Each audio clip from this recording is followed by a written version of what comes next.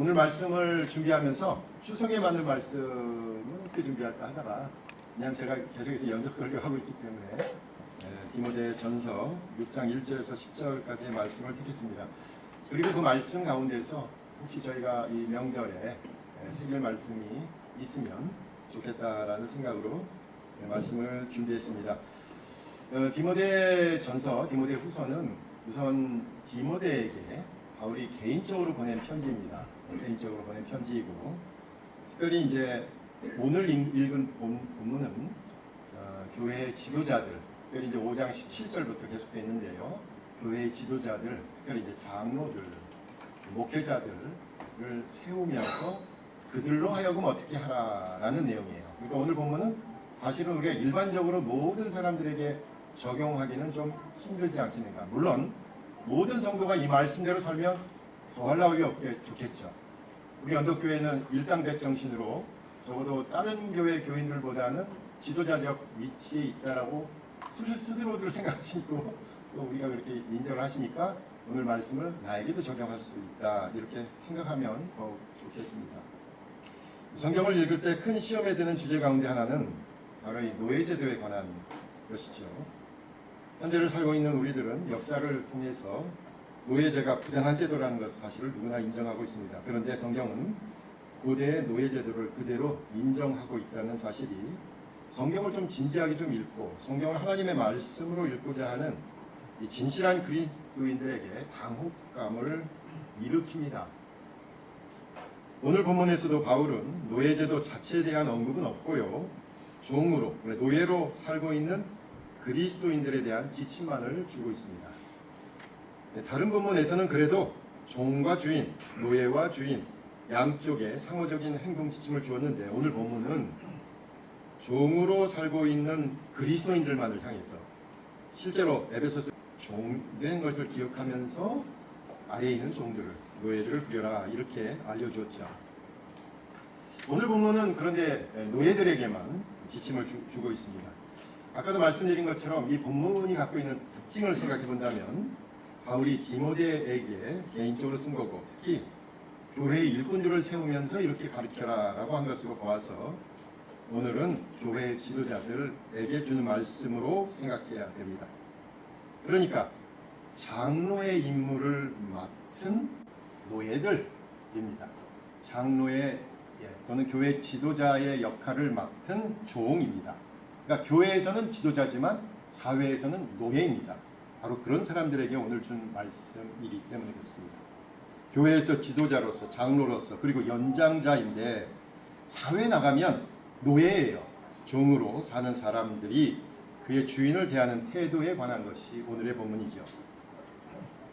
바울은 크게 두 가지 종류의 주인으로 나누어 설명합니다. 두 가지 종류의 주인이 있는데 1절은 바로 믿는 주인, 신앙이 없는 주인. 1절은 신앙이 없는 주인이에요. 그 노예는 한편으로 말하자면 교회의 지도자인데 밖에 나가서 그 주인을 상대할 때는 그 주인이 교회에 다니지 않는 경우가 1절입니다. 그리고 2절은 보면 뭐라고 나옵니까? 믿는 상전인 경우입니다. 그러니까 2절은 그 노예 주인이 교회를 같이 다니는 경우. 우선 교회에서는 연륜이 있는 지도자이지만 사회에서는 노예의 신분으로 살고 있으면서 기독교 신앙이 없는 주인을 상대할 때 단도직입적으로 공경하라는 거죠. 이렇게 공경하는 것에는 분명한 이유가 있습니다. 그것은 바로 하나님의 이름과 교훈이 비방을 받지 않게 하려는 목적입니다. 교회 다니면서 집사와 장로의 직분을 맡았다면 세상에서는 노예로서 이제 교회에 다니지 않는 주인에게서 하나님과 교회와 가르침을 비방하는 빌미를 주지 말라는 거예요. 다시 말해 믿지 않는 주인에 대해서 노예 자신은 교회를 대표해서 관계를 맺고 있음을 기억하라는 거죠. 내가 교회를 대표로 해서 종으로서 노예로서 사회에서 주인을 대할 때는 그 주인은 교회 전반을 평가하기 때문에 그렇습니다. 행여 내 말과 내 행동으로 인해서 혹시 주인이 네가 믿는 하나님이 그렇게 가르치더냐, 내가 그렇게 죽어도 못 산다는 교회에서 그런 식으로 행동하게 하더냐, 내가 믿는 종교는 이 정도밖에 안 되느냐 라는 말이 나오지 않게 하라는 거죠. 그래서 오늘 본문 1절과 2절에서 중요한 건 뭐냐? 결국 말과 행동입니다. 자신은 하나님께 은혜를 받고 용서를 받고 구원을 받았다고 하면서도 세상 사람들에게 손가락질 받는 대상이 되지는 말라는 거죠. 만약에 그런 교회 지도자가 있다면 자신이 속한 사회에서의 의무를 망각하였기 때문에, 그리고 분명히 성경의 가르침을 위반한 것이기 때문에 하나님의 이름을 망령되게 만든 것입니다. 말과 행동으로 믿지 않는 주인조차도 하나님과 교회를 인정하고 관심을 갖고 좋은 인상을 갖도록 하라라는 것이 1절의 내용입니다. 2절은 이제 그 주인이 함께 신앙생활하는 경우입니다. 함께 그리스도를 믿고 교회를 다니는 경우, 신앙 안에서 밖에 나가면은 내 주인이지만 신앙 안에 있는 경우, 그렇지만 우리는 신앙 안에서 한 형제다라는 그 말로 인해서 우린 형제예요, 주인과 종이 교회 안에서 형제예요 라고 하면서 사회에 나가서 그 주인을 함부로 대하지 말라라는 거죠. 신앙의 문제가 본질적인 것이고 사회적인 것이 부수적인 것이라고 생각하는 경우 이런 태도가 쉽게 나타나겠죠.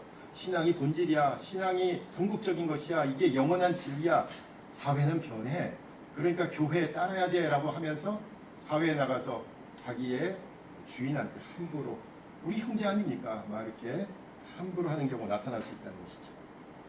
세상에서는 주인과 종의 관계지만 교회에서는 그 주인이 평신도고 노예, 종이 지도자가 되는 경우 있을 수 있잖아요. 그 교회에서 관계를 내세워가지고 주인을 함부로 대하지 말라라는 것입니다. 특히 오늘 본문에 보면 그 주인들은, 신앙 안에 있는 주인들은 믿는 자들이고 특히 사랑을 받는 자들이라고 한 것으로 보아서 더할 나위 없이 좋은 주인이에요. 그런데 이 노예인 교회 지도자가 그 주인을 함부로 대하는 경우가 있었던 모양입니다. 실제로 사람들은 자신한테 잘 대해주는 사람에 대해서 함부로 하는 경향이 있습니다. 특히 누군가 호의를 베푸는 것을 정말 시간을 내고 물질을 내고 관심을 베푸는데 나중에 이걸 자기 권리로 착각하는 사람들이 있어요. 특히 저를 포함한 목회자들이 그런 경향이 많습니다. 사회적으로 아무 보잘것없는 사람이지만 교회에서 믿음의 선배이기에 교회에서 지도자로 인정했기 때문에 신앙 공동체가 베푸는 이 선의의 호의를 자신의 천부적인 권리인 양 주장하면서 인간관계나 또는 금전관계나 심지어 법적인 관계까지 악용하는 사례들이 있습니다. 그래서 사실은 오늘 본문은 제가 곰씹고 곰씹는데 이것은 교회 지도자들에게 주는 말씀이라는 사실이 분명합니다. 그러므로 오늘 본문에서 1, 2절은 노예제도 자체를 허무는 것에 대해서는 전혀 언급하고 있지 않지만 바울의 관심은 교회 지도자로서 세상에 대해서 그리고 사회에 대해서 어떻게 처신해야 하는지를 밝히고 있습니다. 그런 점에서 우리에게 시사하는 바가 분명히 있습니다.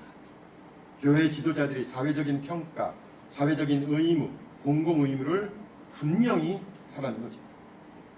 그 공적인 행위로 인해 하나님과 교회와 기독교 자체에 대한 평가절하로 나타날 수 있기 때문입니다.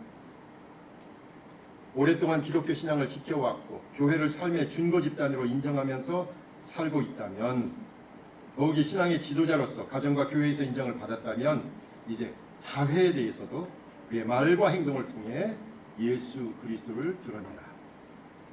교회 울타리 안에서만 주님은 나의 구주십니다, 주님은 창조주이십니다, 주님은 세상의 주관자이십니다 라고 고백할 것이 아니라 더 많은 시간을 보내고 있는 사회에서도, 여러분의 직장에서도, 여러분 가정에서도 바로 그런 삶을 살라는 거예요. 이 교회에 모였을 때 우리끼리 하나님은 이 세상의 창조주입니다, 여기서만 하지 마시고 사회도 하나님 만드신 곳이잖아요. 그러면 사회에 나가서도 그렇게 사시라.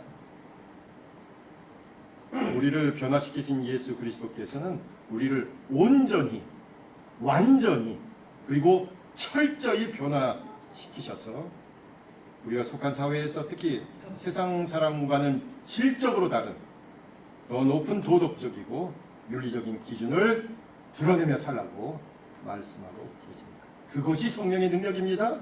그것이 하나님의 은혜입니다. 그것이 하나님의 구원의 풍성함. 이제 바울은 이후에 나오는 3절에서 10절까지 같은 시각에서 다른 교훈을 가르치는 자들을 경계하고 있습니다. 이 다른 교훈을 가르치는 자니까 역시 교회의 지도자들입니다. 쉽게 말하면 이단들에 대한 이야기입니다. 3절에서 경계하는 것은 그러므로 교회의 지도자로서 다른 교훈을 가르치는 사람들에 대한 경고죠. 그것이 3절에서 10절까지 계속되고 있는 것입니다. 그러니까 오늘 읽은 10절까지는 교회의 지도자들에게 특별히 주시는 말씀이죠. 이미 우리가 살펴본 1장 3절에서 처음에 디모데전서 1장 3절에서 다른 교훈을 가르치는 사람들이 나왔습니다. 그때도 안창현 집사님이 질문했던 기억이 있는데 신화와 족보에 집착하는 사람들이다라고 정의했습니다. 아마도 추측하기로는 유대교 명제주의자들이 아니겠느냐. 창세기나 모세 오경의 이야기를 그리스 로마 신화처럼 그렇게 신화로 각색해서 너희들도 신화가 있느냐 우리도 신화가 있다 이렇게 유대인들이 만들어낸 거지요. 그러니 이제 족보만을 중요하게 여기게 된 거죠.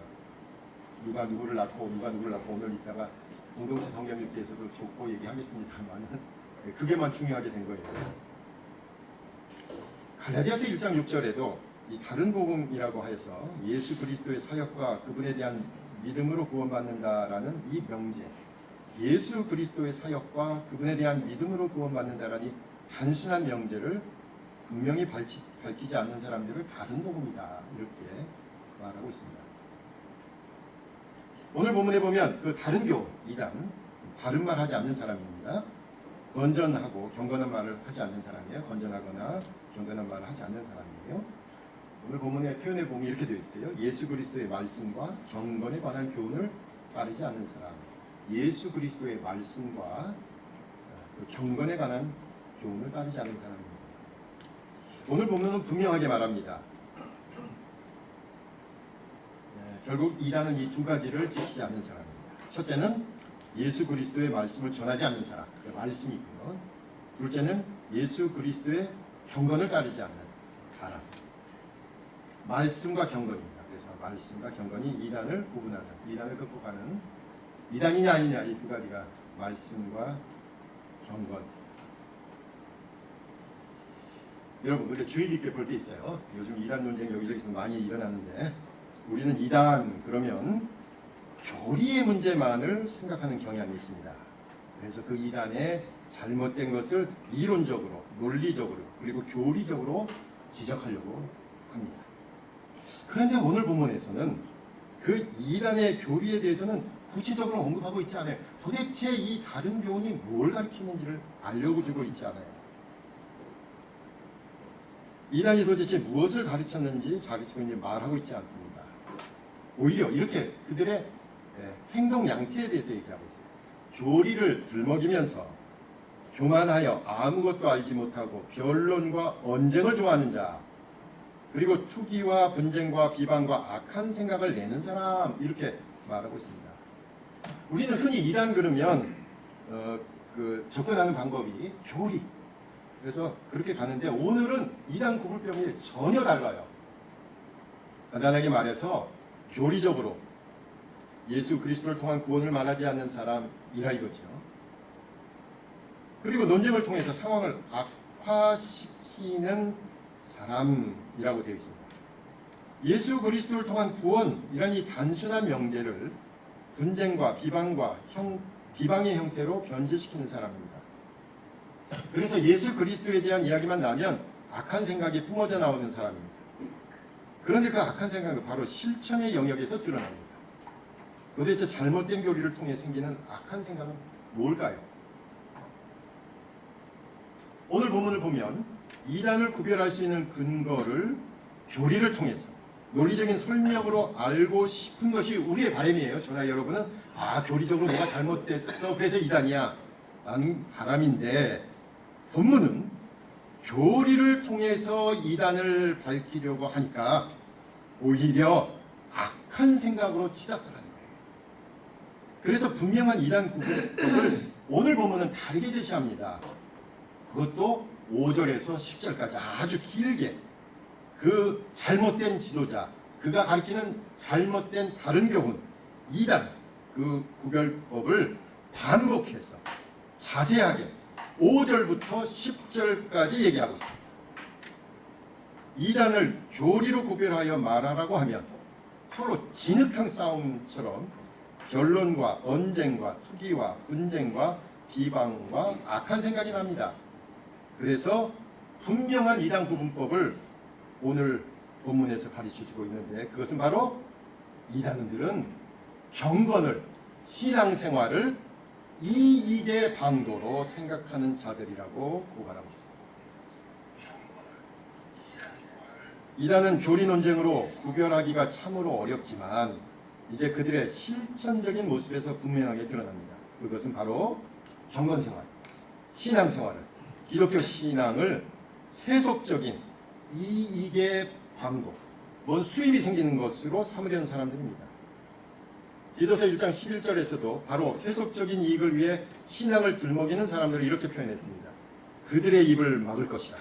이런 자들이 더러운 이득을 취하려고 마땅하지 아니한 것을 가르쳐 가정들을 온통 무너뜨리는도다.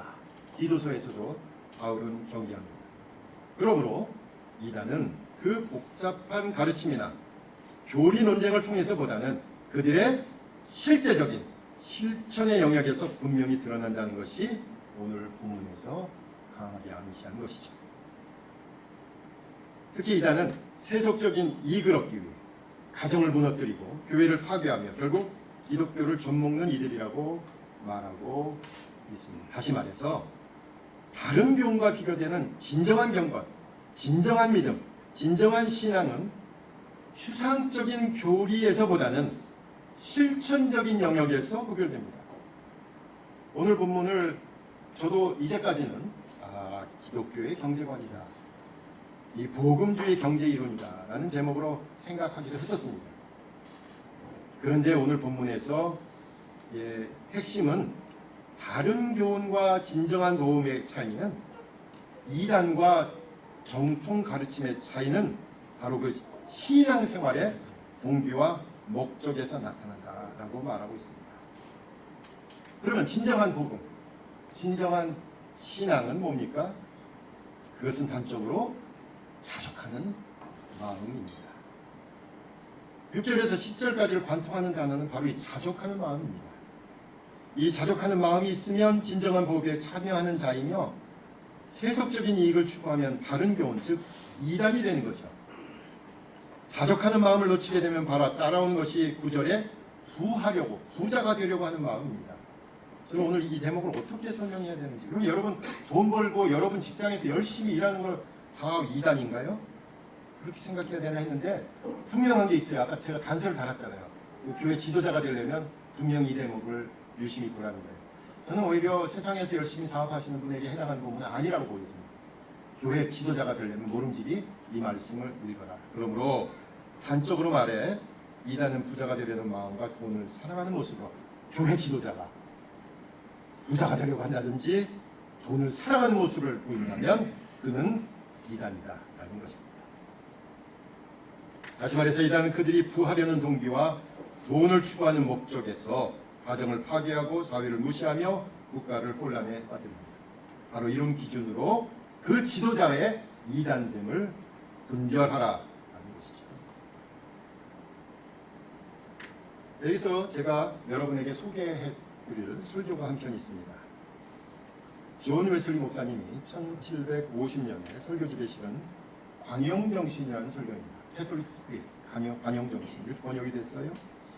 번역을 참 잘했다고 생각합니다. 제목이 관용정신입니다. 저 같으면 일치정신 또는 전통정신 이렇게 번역했을 것 같은데, 저희 웨슬리 학교의 선배님께서 관용정신이란 말로 참 잘 번역했습니다. 이 설교의 내용은 이렇습니다. 이 설교에서 웨슬리 목사님은 열왕기하 10장 15절의 말씀으로 본문을 택했는데요. 본문 말씀이 이렇습니다. 예후가 거기서 떠나가다가 레갑의 아들 여호나답이 맞으러 오는 것을 만나니라. 그 안부를 묻고 가로되 내 마음이 내 마음을 향하여 진실한과 같이 내 마음도 진실하냐. 여호나답이 대답하되 그러하니이다. 가로되 그러면 나와 손을 잡자 라는 말씀입니다. 이 내용은 이런 내용이에요. 북왕국 이스라엘의 독재자가 있었죠. 아합 왕과 이세벨. 그 아합 왕과 이세벨 집안을 징벌하고 이제 정변이 일어났습니다. 여기에 두 사람이 합력을 하게 된 거예요. 예후와 여호나답입니다. 예후는 정치가입니다. 여호나답은 바로 종교인이었습니다. 정치가와 종교인이 손을 잡아서 연합전선을 펴는데 그 어떤 교리나 이론이나 신학이 필요하지 않아요. 딱 한 가지 조건이에요. 서로를 향해 진실.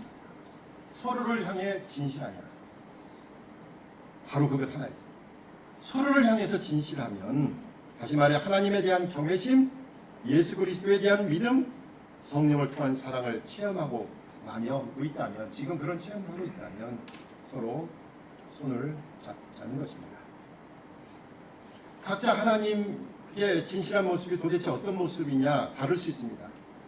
그 구체적인 내용을 물으면 수많은 사람의 경우의 수만큼 다양할 거예요. 나는 하나님을 이렇게 고백해, 나는 하나님을 이렇게 체험해, 나는 하나님을 이렇게 증거해. 사람마다 다 다를 거예요.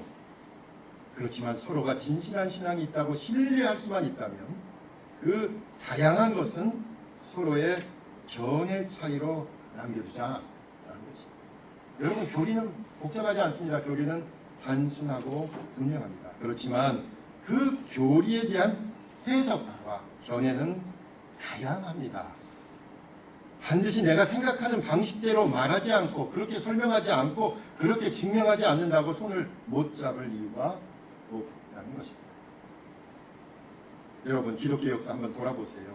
같은 신앙 안에서 같이 교회 다니고 신앙생활 한다면 아주 작은 차이로 나타나면 이단으로 정죄하고 마녀로 몰아붙이고 끝내는 사형시키는 것으로 끝나는 과정이었습니다. 그게 교회 역사였습니다.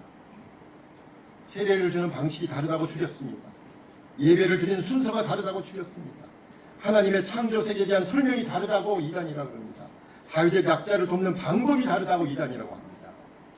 그렇게 이단으로 정죄하고 혐오하고 증오하고 차별의 대상을 만들었습니다. 그런 의미에서 오늘 본문은 분명한 명제로 표현된 교리에 대한 의견과 견해 차이에 대해서 목숨 걸고 싸우지 말고 오히려 세속적인 욕심의 차이로 이단을 구별하라. 이렇게 얘기하고 있습니다.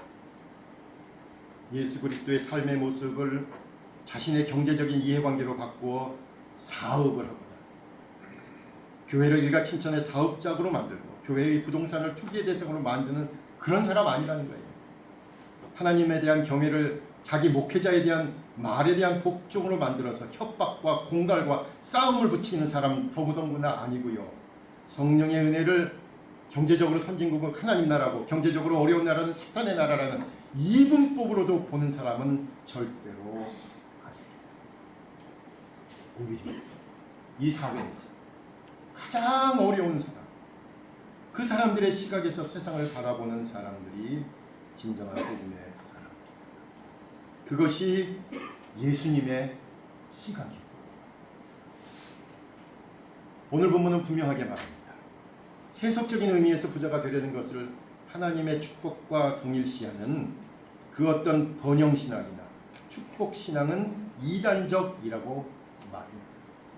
그리고 자신의 명예와 지위와 권력을 유지하려고 교회를 이용하는 사람들도 이단적이라고 말합니다. 세상에서 그 어떤 형태의 고난과 어려움과 사고를 당한 사람을 하나님의 이름을 들먹이면서 비난하는 사람들도 모두 이단적이라고 말합니다. 안타깝게도 한국교회는 아직도 이단을 지적질하며 교리를 들먹입니다. 그래서 참으로 아이러니하게도 교회 밖의 사람들은 아무도 관심을 갖지 않아요.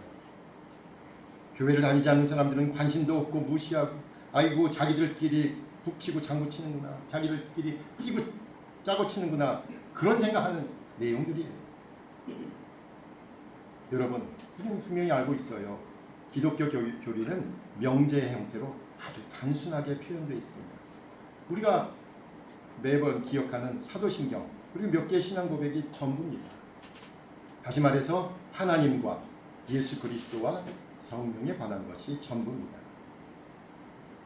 하나님과 예수 그리스도와 성령에 관한 그 어떤 말도 이제는 다 2차적인 거고 모두는 견해에 불과하죠. 그러므로 우리는 단순한 명제에 대한 그 어떤 견해도 용납하고 관용할 수 있어야 됩니다. 특히 현대 사회에서 첨예하게 발전된 분과 학문으로 인해서 여러 이론들로 설명하려고 들지요. 여러 주제에 대해서 이 다양한 논의를 폭넓은 의견을 들을 수 있어야죠. 그렇지만 분명한 것은 그들의 말, 그들의 삶, 그들의 행동이 세속적인 이익에 닿아 있다면 그때는 이들을 이단으로 정죄할 수 있어야 합니다. 교리는 논쟁을 일으켜서 자신의 세속적인 욕심과 야망을 관철시키고 또 자신의 영향력을 확대시키며 그 결과 누군가를 배제하고 증오하며 혐오하게 만들려는 그런 교리 논쟁은 그만두라는 거예요. 교리 논의할 수 있죠. 논의해야죠. 그래서 서로의 차이나 서로에게서 받는 은혜를 나눌 수 있죠. 그런데 그 차이를 이단이라고 얘기하지 말라는 거예요. 우리가 분명하게 말하는 명제에 대한 설명들은 다 같이 마음을 터놓고 얘기할 수 있어야 합니다. 오히려 그들의 말과 행동, 그들의 삶의 목적, 삶의 양태들이 무언가를 불순하게 얻으려고 한다면 그 논쟁을 통해서 상대방을 제거하려고 한다든지 그걸 통해서 자기의 영향력을 증대하려고 한다든지 그걸 통해서 누군가를 차별의 대상으로 혐오의 대상으로 배제하려고 한다든지 이런 것에 대해서는 단호에 맞서라는 내용입니다. 이제 추석 얘기하려고 합니다. 추석에 한가위만 같아라. 덕담을 나누었던 소박한 조상들처럼 자족할 수 있는 마음이 우리에게 요구됩니다. 인맥, 한맥, 지연, 수단과 방법을 가리지 않고 자신의 이익에 눈멀어서 다른 교훈을 가리키는 이 지도자들의 아니라 성령의 은혜로 더 나누려고 하고 더 베풀려고 하며 더 많은 시간을 어려운 이들과 지내려고 하는 신앙인이 되라라고 오늘 본문은 말합니다. 저는 언덕교회 교인들이 이제까지도 이렇게 살아왔으리라고 생각합니다. 이렇게 살아오셨다면 계속해서 오히려 세속적인 이익들을 얻은 게 있으면 나누는데 관심을 갖고 사시면 되겠습니다. 그것이 진정한 복음의 길이기 때문입니다. 그것이 하나님을 제대로 믿고 예수 그리스도를 제대로 따르며 성령의 인도를 받는 신앙인들의 모습입니다. 노예 신분으로 교회 지도자가 된 사람은 그의 말과 행동으로 사회에서 공적인 임무에 충실해야 한다라고 말했습니다. 마찬가지로 진정한 기독교 지도자는 교리보다는 그 말과 행동에서 자족함을 표현하는 사람입니다. 그래서 7절과 8절의 말씀은 우리가 이 추석에 꼭 간직할 말씀처럼 들립니다. 우리가 세상에 아무것도 가지고 온 것이 없음에 또한 아무것도 가지고 가지 못하리니 우리가 먹을 것과 입을 것이 있은즉 족한 줄로 알 것입니다. 이 말씀 생각하면 우리는 늘 항상 풍족함에 거하고 그리고 그 풍족함 가운데 있다는 사실을 깨닫고 감사할 수 있습니다. 오늘 권사님께서도 그 말씀하셨는데 기도에서 바로 그 자족하는 마음이 우리에게 필요하고 특별히 지도자들에게 필요한 단문이다 이렇게 말하고 있습니다. 이러한 마음으로 세속적인 욕심에 가득한 다른 교훈들을 멀리하고 이제 오직 하나님의 사랑을 더 어렵고 더 힘들고 더 괴로운 환경 속에 살아가는 사람들을 위해서 우리가 가진 그 어떤 것이라도 시간, 정열, 물질, 재능, 관심이라도 나누면서 진정한 신앙의 길을 가시는 저와 여러분 되시기를 간절히 부탁드립니다. 기도하겠습니다. 하나님, 세상을 살면서 더 많이 얻기를 원하고 더 많이 축적하기를 원하고 불분명한 미래를 위해서 저축하기를 원하지만 하나님의 지도자들로 서는 자들에 대해서는 자족하는 마음을 가지라고 늘 저희들을 권면하시니 저희들이 성령의 충만함을 통해 이 마음을 소유하기 원합니다. 어떤 상황에서도 만족할 수 있도록 특히 우리 교회 지도자들에게 함께하여 주시옵소서. 예수님의 이름으로 기도하옵나이다.